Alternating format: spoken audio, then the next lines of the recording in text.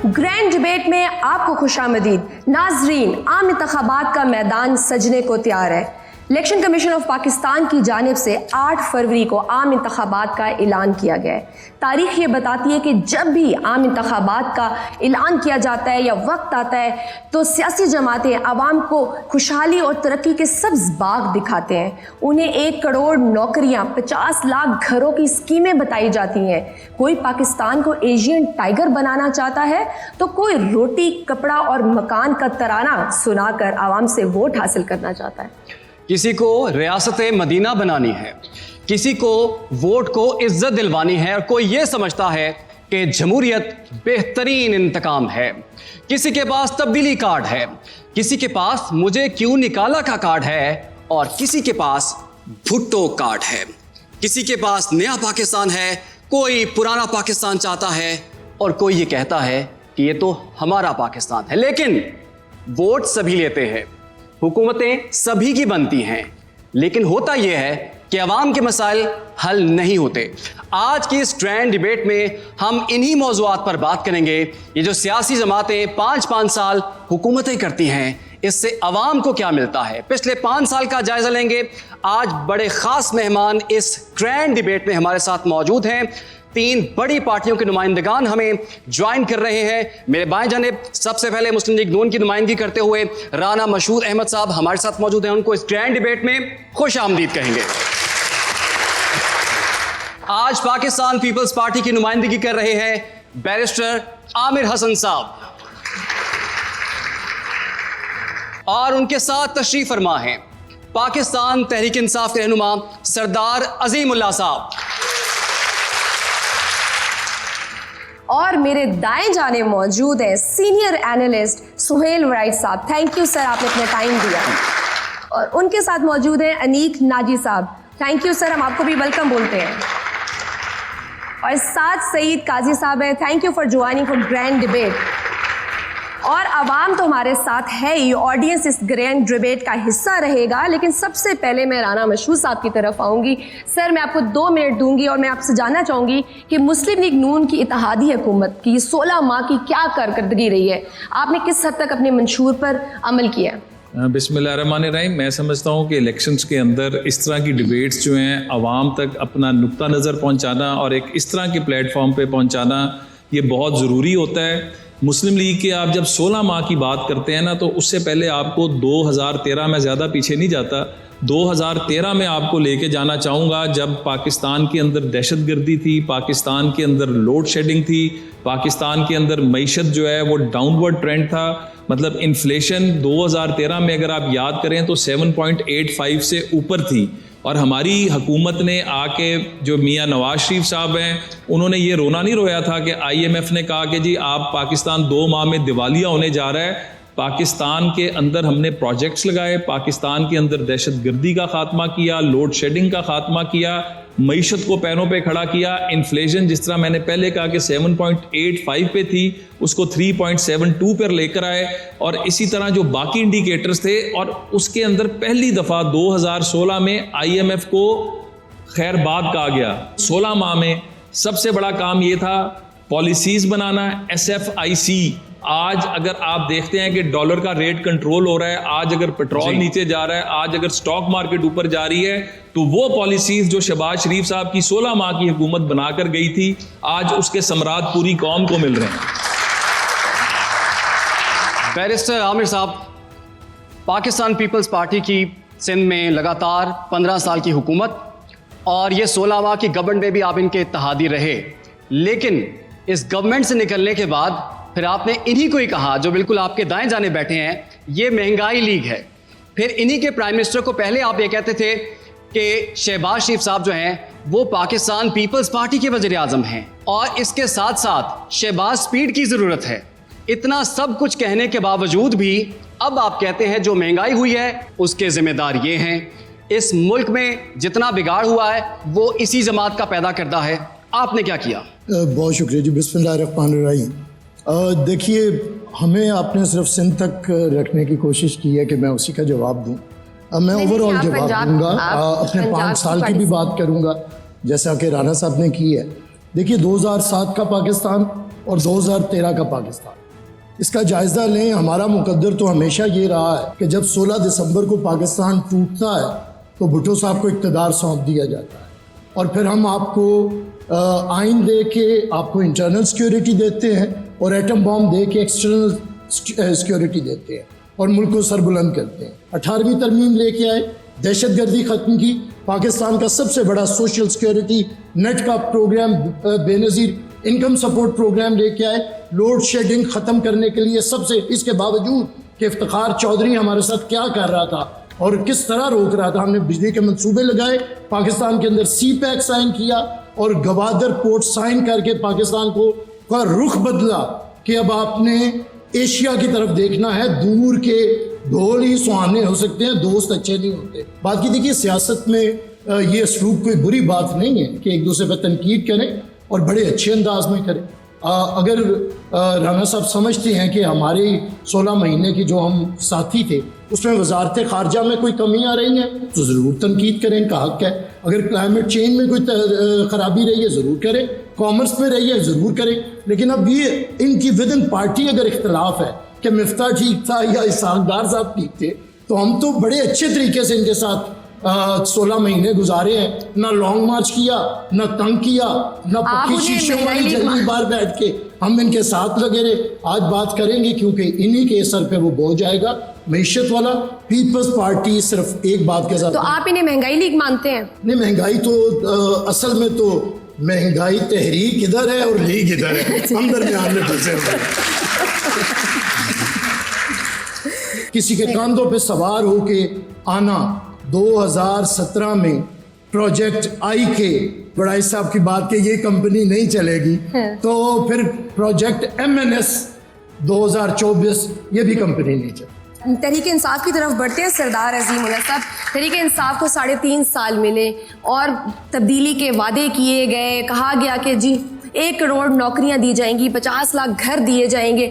आपने कितना वादा वफा किया, कितना डिलीवर किया आवाम को, क्या रिलीफ दिया? क्योंकि यहाँ तो कहा जा रहा है महंगाई तहरीक तो आप है। बिस्मिल्लाहिर्रहमानिर्रहीम। 2018 में जब PTI ने हुकूमत संभाली तो रिकॉर्ड की बात है, आपके तनख्वाहों के चेक बाउंस हो रहे थे। माशाल्लाह इतनी बड़ी इकॉनमी छोड़ के गए थे जो पहले हुकूमतें कर रही थी, रोटेट कर रहे थे जो मुसलसल पिछले 30-32 साल से। और उसके बाद आपने देखा कि कोरोना जैसी वबा से हमें वास्ता पड़ा, जो शायद सदियों में कभी आती है ऐसी वबा। और फिर पूरी दुनिया ने ये बात देखी कि पाकिस्तान दुनिया के उन 3 मुल्कों में शामिल था जिन्होंने कोरोना को बेहतरीन तरीके से डील किया। कोरोना जैसी वबा के दौर में ही पाकिस्तान का GDP ग्रोथ रेट 5.9% तक गया, जो माशाल्लाह इनके 16 माह में फिर ज़ीरो पे आ गया। जो तजुर्बाकार हुकूमत आई, जो सारे पाकिस्तान से लोग इकट्ठे किए गए, एक्सपीरियंस लोग, ज़ीरो कर दिया। देखिए पाकिस्तान का मसला क्या रहा? पाकिस्तान का मसला ये रहा कि जिस क्रेडिट को ये लेना चाहते हैं कि हमने बिजली के लिए, प्रोडक्शन के लिए कंपनियां बनाई, तो वो जो IPP थे उन्होंने तो तबाह कर दिया पाकिस्तान की इकानमी को। इतनी महंगी बिजली ली गई, सोचा ही नहीं गया कि पाकिस्तान के साथ ये जुल्म क्यों किया जा रहा है। खान साहब ने आते ही सबसे पहले डैम्स की तामीर को दोबारा से स्टार्ट किया और आपने देखा कि हमारे दौर में कितना ज़बरदस्त तरीके से डैम्स पे काम हुआ और कितना बेहतरीन काम हुआ। उसके बाद इसी टेन्योर में अवामी फलाह के हवाले से आप देखें, एहसास प्रोग्राम देखें, सेहत कार्ड देखें, आपके सामने ये सारा कुछ है। उसके बाद आप ये देखें कि पाकिस्तान ने अरसे बाद आज़ाद खारजा पॉलिसी की तरफ कदम बढ़ाया। आप देखें, अगर हमने रियासत मदीना की बात की तो ये क्रेडिट भी पैरल हमें जाता है कि इस्लामोफोबिया के ख़िलाफ़ 15 मार्च को एक दिन अक़वाम मुत्तहिदा ने इसमें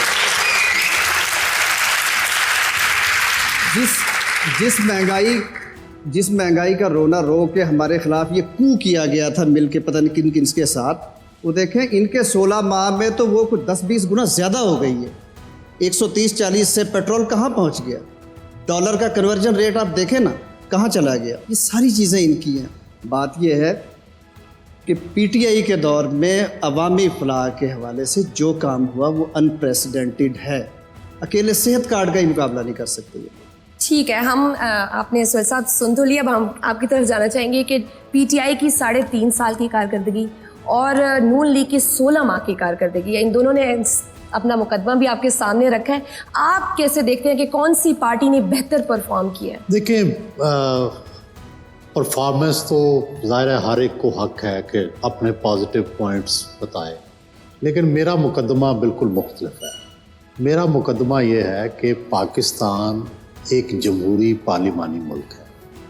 मेरे नज़दीक वो सियासी जमात जो जमहूरियत की खिदमत करे, जो पाकिस्तान में जमहूरियत को स्पेस लेके दे, जो आवाम को स्पेस लेके दे, मेरी नज़र में वो बड़ी अवामी और जमहूरी जमात है।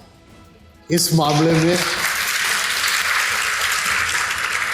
बदकिस्मती है कि पाकिस्तान की जो सारी सियासी जमातें हैं वो बदकिस्मती से लाडला बन के हुकूमतों में आती हैं और सौतेला बनकर हुकूमतों से रुखसत होती हैं। तो काश अगर तो आपने डेमोक्रेसी पे अमल करना है, जमहूरियत पे अमल करना है, आवाम से वोट लेने हैं, तो ये फिर लाडलागिरी छोड़ें और जो तहरीक इंसाफ ने गलतियां की हैं एक सफ़े पे होके, वो ही गलतियां अब नून लीग कर रही है। मेरा ख्याल है कि ये दोनों गलत कर रहे हैं। इससे जमहूरियत की स्पेस कम हुई है, इससे मीडिया की आज़ादी कंप्रोमाइज़ हुई है, इससे अदलिया की आज़ादी कंप्रोमाइज़ हुई है, इन दोनों के इस रवैये की वजह से। काश ये जमहूरी रवैये अपनाएं, काश ये आवाम के हक में फ़ैसले करें। ये सिर्फ़ और सिर्फ एस्टेब्लिशमेंट को खुश करके इक़्तिदार तो ले लेते हैं, लेकिन फिर उन्हीं को ही खुश करते रहते हैं, आवाम से दूर हो जाते हैं और फिर वो भी उन्हें छोड़ देते हैं। अनीक नाजी साहब, जैसे कि सुहेल साहब ने कहा कि कोई लाडला होता है, कोई सौतेला बन जाता है, लेकिन हमने तो यही देखा है ना लाडला परफॉर्म करता है ना सौतेला परफॉर्म करता है। इतने प्यारे प्यारे मंशूर ये देते हैं लेकिन आवाम की हालत नहीं बदल पाती। जमहूरियत लोगों को डिलीवर क्यों नहीं कर पा रही आपके ख्याल में, और आप इनकी असेसमेंट कैसी करेंगे? हमारी खैर, हमारी बका, सलामती का रास्ता वही है कि हम आइन के अंदर रहते हुए मौजूदा हालात के अंदर एक सियासी जद्दोजहद तमाम पार्टियां जारी रखें। हर वो पार्टी जो इंतशार और फसाद की जानिब जाएगी, हमलों की जानिब जाएगी, अल्टरनेटिव रियलिटी क्रिएट करेगी, फिक्शन को सामने रख के उसको अप्लाई करेगी, नॉवेल या फिल्म के फार्मूलास को ग्राउंड पे अप्लाई करेगी, तो वो एक्सीडेंट खुद भी करेगी, पूरी पार्टी का भी एक्सीडेंट होगा और साथ वो जो पूरा जमहूरी एक अमल प्रोसेस चल रहा होता है वो भी साथ डैमेज होगा। वो कोई भी पार्टी करे इंतशार की तरफ, वो डैमेज करे। 1988 से लेके आज तक अगर ये इलेक्शंस का मामला चल रहा होता तो ये इंतकाल इक़्तिदार और कितना इख्तियार, ये भी किसी न किसी हद तक पुरअमन तरीके से मामला कोई अपने सुलझाव की जानिब चल पड़ा होता। लेकिन चूंकि ऐसा नहीं होता, बार बार नए तजुर्बे होते हैं, उसकी वजह से हम अब देखिए मिसाल के तौर पे 2002 से लेके 2024 तक हम यहाँ तक तो पहुँचे ना कि कौमी असम्बली अपनी मुद्दत पूरी कर रही है, यहाँ तक तो पहुँच गए।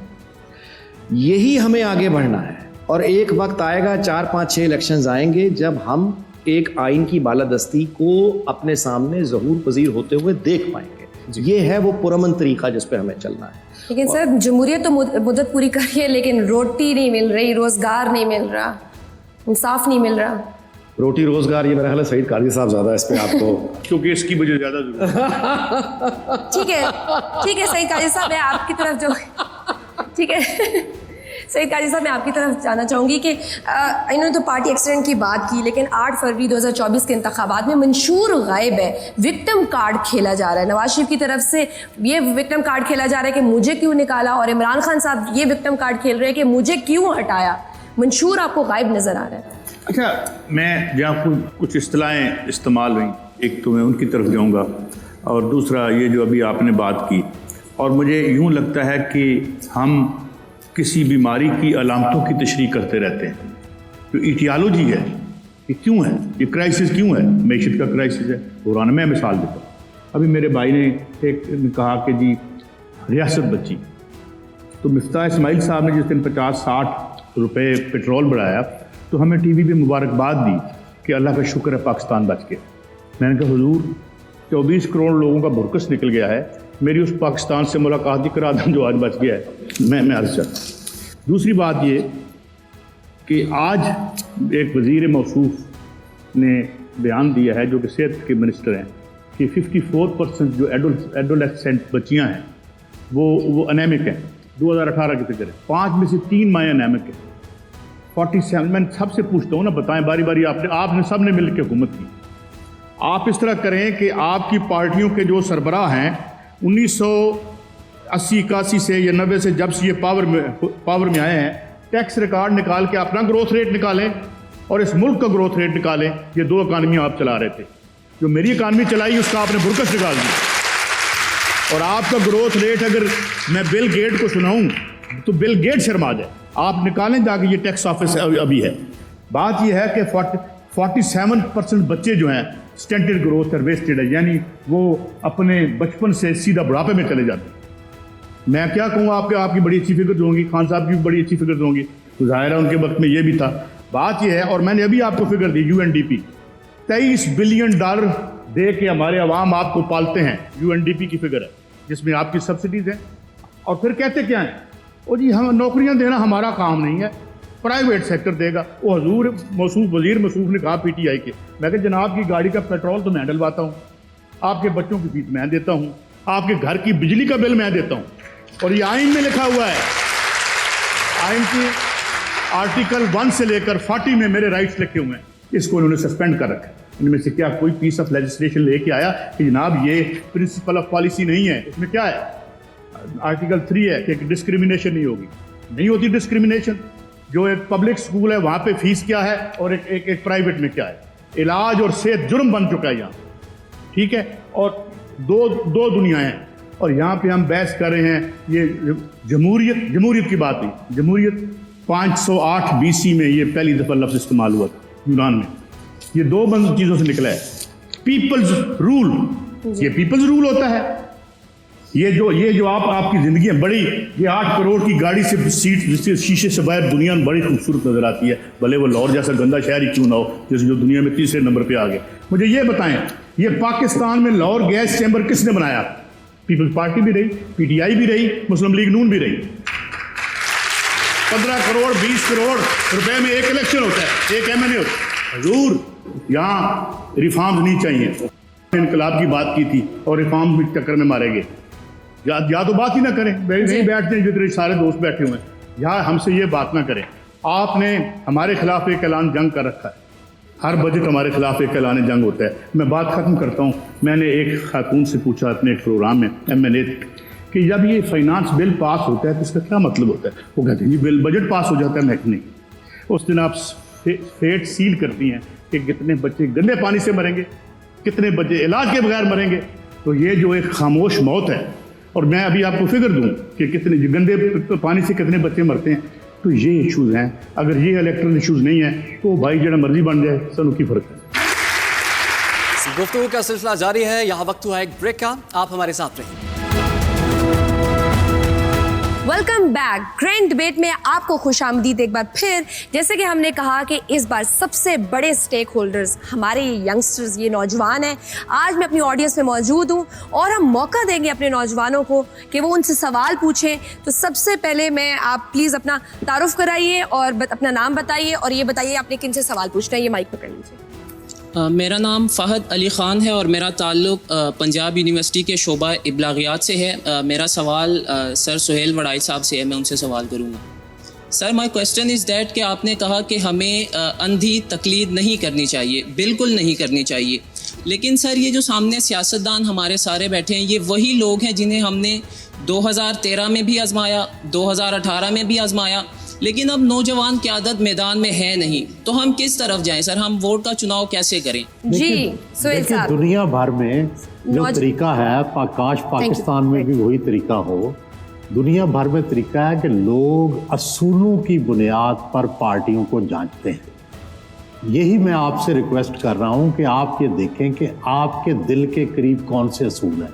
क्या आप समझते हैं कि पाकिस्तान की अदालतें आज़ाद हों? क्या आप समझते हैं पाकिस्तान का मीडिया आज़ाद हो? क्या आप समझते हैं वोट को इज़्ज़त हो? क्या आप समझते हैं पार्लियामेंट जो है वो खुद मुख्तार हो? या क्या आप समझते हैं मुईशत जो है वो किस तरह की होनी चाहिए? उसके मुताबिक उन जो आपके असूल हैं उनके मुताबिक पार्टियों को परखें कि कौन सी पार्टी इन असूलों पे पूरा उतरती है, उसके मुताबिक वोट दे दें। चलिए आगे बढ़ते हैं। जी अस्सलाम वालेकुम, मेरा ताल्लुक़ कायदमी यूनिवर्सिटी इस्लामाबाद से। मेरा नाम है अली फराज डॉगर। मेरा क्वेश्चन है राना मशहूद साहब से और हमारे साफ़ी हज़रात से। वो बात करते हैं 13 से लेकर 17 तक, तो क्या 22 से लेकर 23 तक किसी की गवर्नमेंट थी कि हम उसकी बात ना करें? जो भी बात की जाती है 13 से बात कर लें, उससे पीछे इस तरह तो फिर पीपल्स पार्टी वाले कहेंगे भुट्टो एरा की बात कर लो, उससे पीछे गौर अयूब साहब के बेटे उमर अयूब साहब कहेंगे कि अयूब खान की गवर्नमेंट की बात कर लो, लियाकत अली खान को कोई वारिस उठेगा वो कहेगा हमारी गवर्नमेंट अच्छी है। तो इस गवर्नमेंट में करें ना, जो आपने फैक्ट्स एंड फिगर्स दिए वो जो Pakistan institute of development economics से टोटली अपोजिट हैं।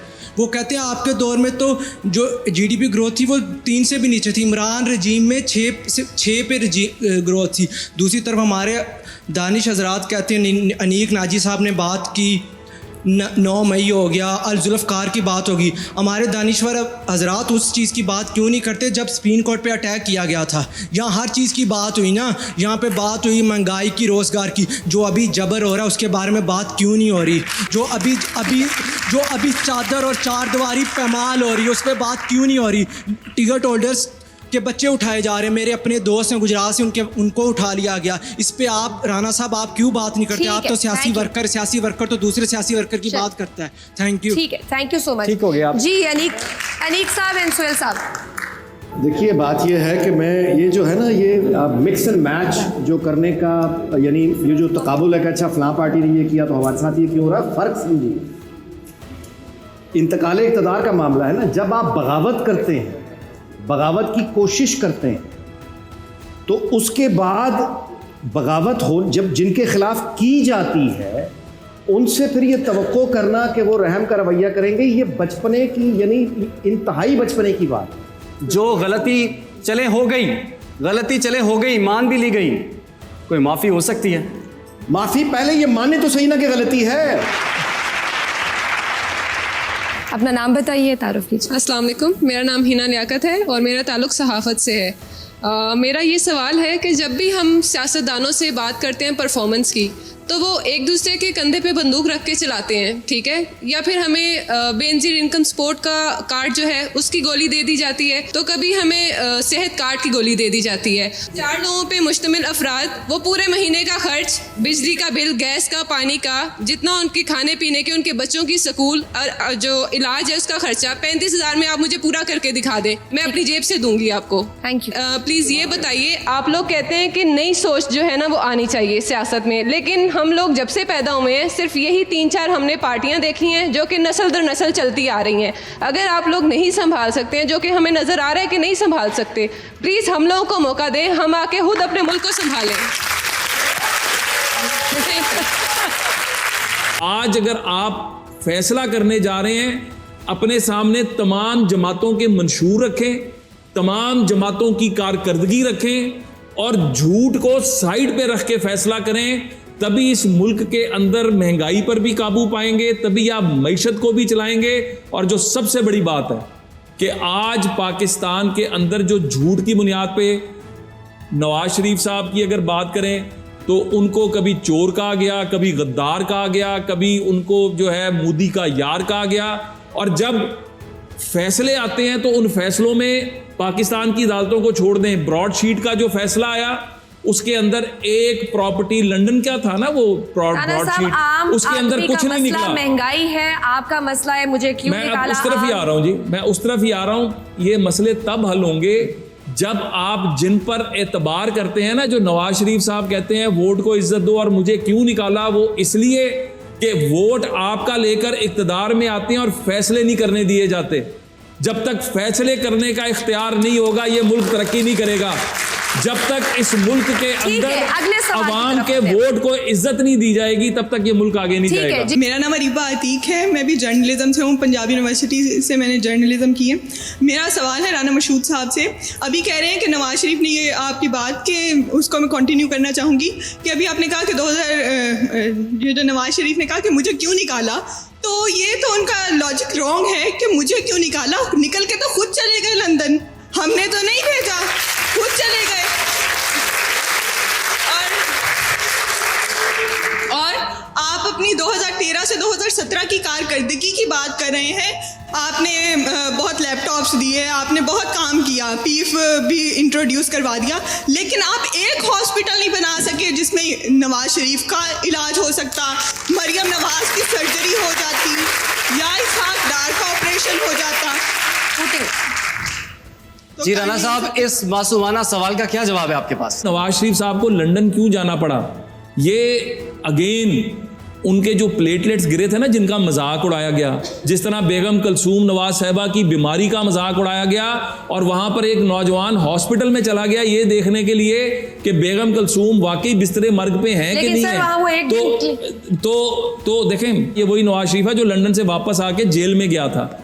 जब प्लेटलेट्स गिरे तो वो इस मुल्क के अंदर इलाज हो सकता था, लेकिन चूंकि डॉक्टर शमसी साहब की रिपोर्ट थी कि ये जो प्लेटलेट्स एकदम गिरे हैं, इसके अंदर कोई इनको एडमिनिस्टर की गई है कोई चीज ऐसी जो जहर भी हो सकता है। एक दिन भी वो लंदन में क्लिनिक नहीं गए, वहां पे सियासी मीटिंग्स होती रही, घूमते फिरते रहे। नहीं। खैर, आगे चलते हैं, हम सवाल लेते हैं। रिकॉर्ड को दुरुस्त रखें, रिकॉर्ड को दुरुस्त रखें। मियां साहब का जाते साथ ही इलाज हुआ।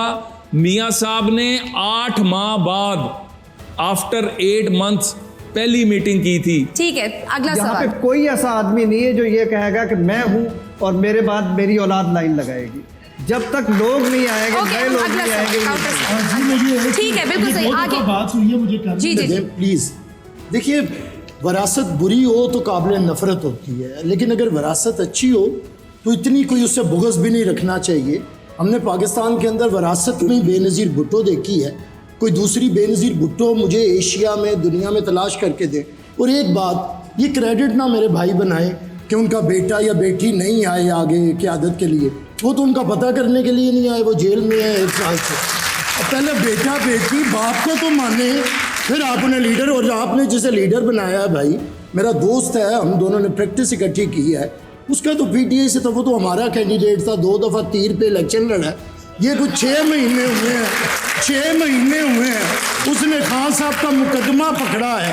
तो क्रेडिट की बात सुनिए, ये बात सुनिए भैया, हम प्लीज आगे बढ़िए, आगे बढ़िए। मैं समझता हूँ मुझे पॉजिटिव बात पे खत्म करना है, मुझे पॉजिटिव बात पे खत्म करना है। देखिए, विरासत तब खत्म होगी, मैं एक पार्टी में बैठ के कह रहा हूँ कि जब आप लोग यहाँ पे महज शिकायतें और कंप्लेंट्स करने की बजाय सब पे कीड़े निकालेंगे। आप लोग सियासत के अंदर आएँ, आप सियासी जमातें ज्वाइन करें, आप मेजॉरिटी में होंगी तो फिर छोटे छोटे ख़ानदान जो अगर आप समझते हैं कि बड़े बने हैं वो नहीं खड़े होंगे, महज तनकीद करने से नहीं। और मैं बार बार कह रहा हूँ कि हमें आज आपके सवालात से मुझे तो बड़ी उम्मीद है कि आप फ़िलासफ़ी पे गुफ्तगू करें। फ़िलासफ़ी मीन्स शख्सियात के ऊपर ना करें।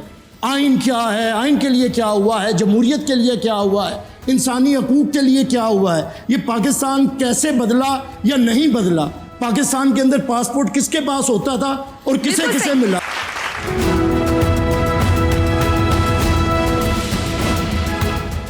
आपको एक बार फिर ग्रैंड डिबेट में खुशामदीद करती हूँ। मुस्लिम लीग नून 16 माह की कारकर्दगी का जवाब नहीं देना चाहती। What do you think? वो कहते हैं 2013 से 2017 की कारकर्दगी पर वो इलेक्शन लड़ना चाहती है। डू यू थिंक कि ये 16 माह की कारकर्दगी को माइनस किया जा सकता है, या आपको लगता है कि शहबाज शरीफ की कारकर्दगी का बोझ उठा नहीं सकते या उठाना नहीं चाहते? देखिए, जो 16 माह की कारकर्दगी है वो पहली तो बात है कि मैं समझता हूँ कि वो बड़ा ही मुस्लिम लीग नून के लिए बड़ा ही महंगा साबित हुआ। उनका वोट बैंक का लॉस हुआ, उनको अपनी पॉलिटिक्स कुर्बान करनी पड़ी। और अजीब बात है कि इन 16 महीनों में शहबाज शरीफ साहब ने किसी एक अवामी जलसे से खिताब नहीं किया, कोई एक सियासी एक्टिविटी नहीं की, और यूँ समझें कि ये एक बिल्कुल गैर सियासी तौर पर उन्होंने ये हुकूमत चलाई। उनकी जो भी मजबूरियां थीं, लेकिन बहरहाल ये तो नहीं कहा जा सकता कि ये मुस्लिम लीग नून की कारकर्दगी नहीं थी। ये डेफिनेटली मुस्लिम लीग नून के क्रेडिट या डिसक्रेडिट में जाएगी। लेकिन ये भी आप देखें कि पाकिस्तान के अंदर जो पहली दफ़ा ये हुआ, अब तो सारे हक़ाइक़ सामने आ चुके हैं। जो भी कुछ कहते रहे कि ये पहली तहरीक जो थी अदम एतमाद, ये कामयाब हुई। आज तक किसी हुकूमत के ख़िलाफ़ तहरीक अदम एतमाद पास नहीं हो चुकी, हमेशा फेल हो जाती थी।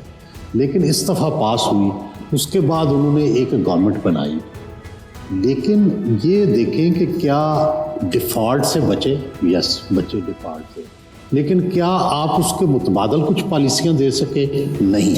तो इसलिए मुस्लिम लीग नून को जो उसका नुकसान हुआ है वो दोबारा से उसको बहाल करना होगा।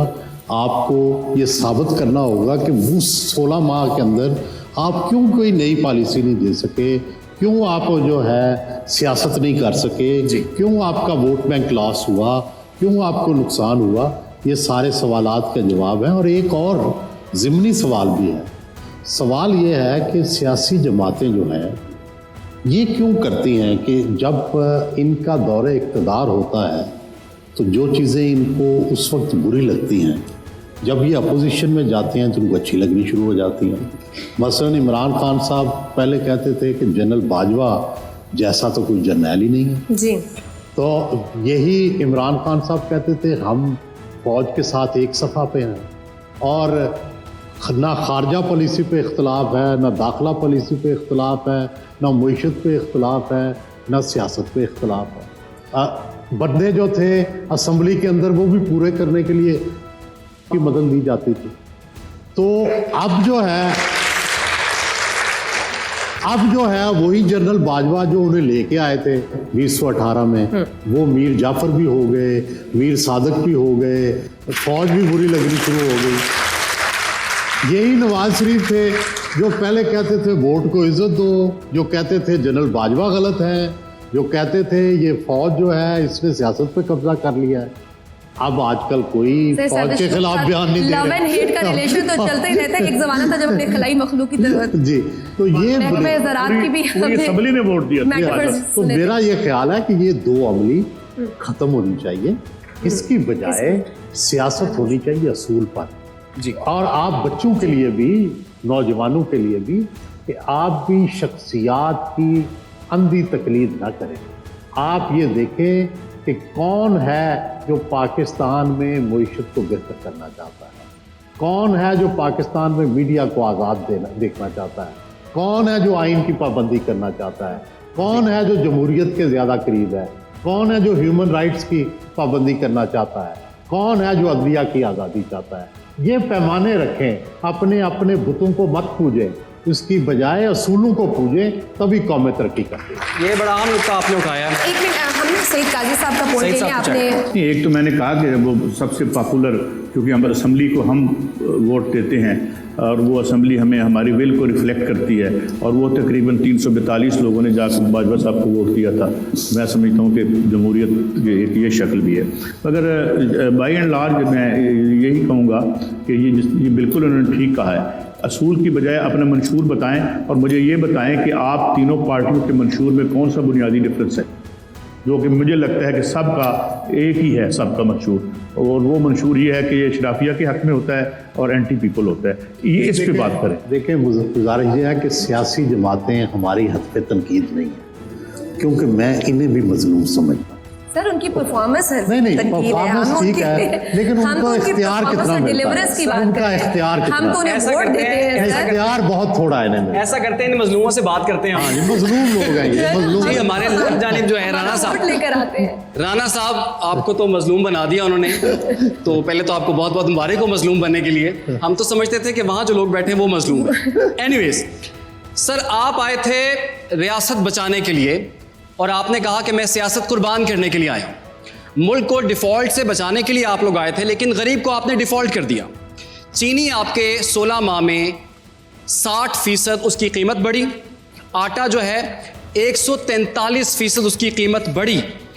तो आप आए किस मकसद के लिए थे और करके क्या गए हैं आप लोग? मैं दावे से कहता हूं कि पाकिस्तान मुस्लिम लीग नवाज वाहिद जमात है जिसने हर इलेक्शन में अपना मैनिफेस्टो दिया और मैनिफेस्टो के जो प्रिंसिपल्स हैं उसके ऊपर अमल करवाया। उसकी मिसाल मैं आपको सिर्फ ये देता हूं कि मैनिफेस्टो जो हमने 2013 में दिया, पंजाब वाहिद सूबा था जिसने यूथ पॉलिसी दी।